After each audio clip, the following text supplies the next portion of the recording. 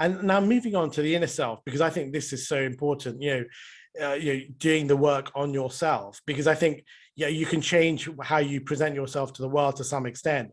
But I think what is, you have long lasting impacts is how you change the inner game. And I love the way you talk about the work of French and Raven and the 5 sources of power.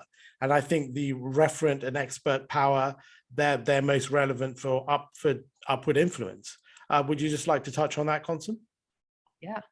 And wow, you really did a good job reading the book.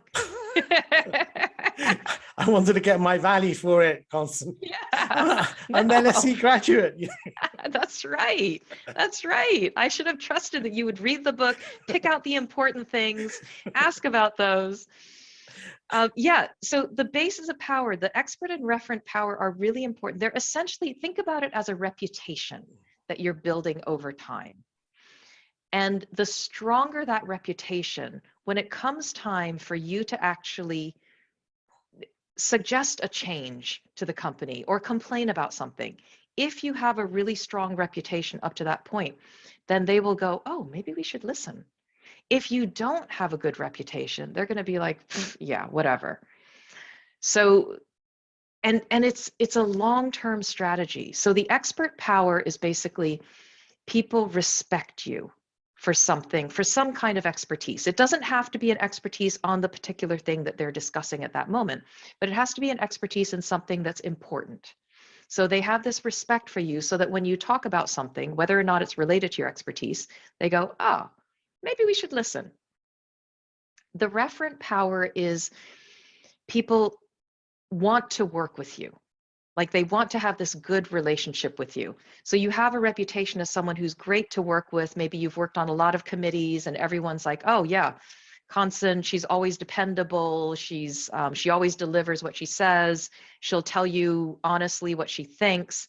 If these are things that people value, then they'll be like, oh yeah, I really want to work with you. And then if you say, well, actually, I think we need to change this, they'll go, oh, okay, let me think about that. So it's building those bases of power over time so that when you have an opinion, when you have something you want to change, when you have something you want to voice, people are willing to listen and they're willing to take it seriously. But I love that point you make about it taking time to put into place, because you can't do these things overnight.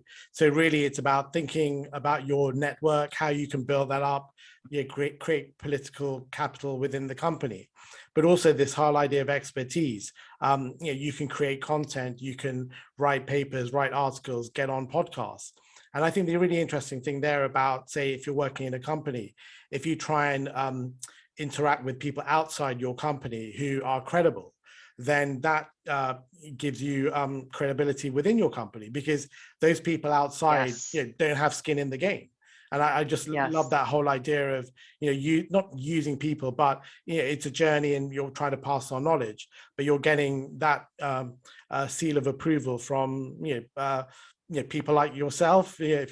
My podcast is more credible because I've got Professor Constance Locke. And hopefully when my podcast gets onto Spotify, you can look back and think. Yes, that's right.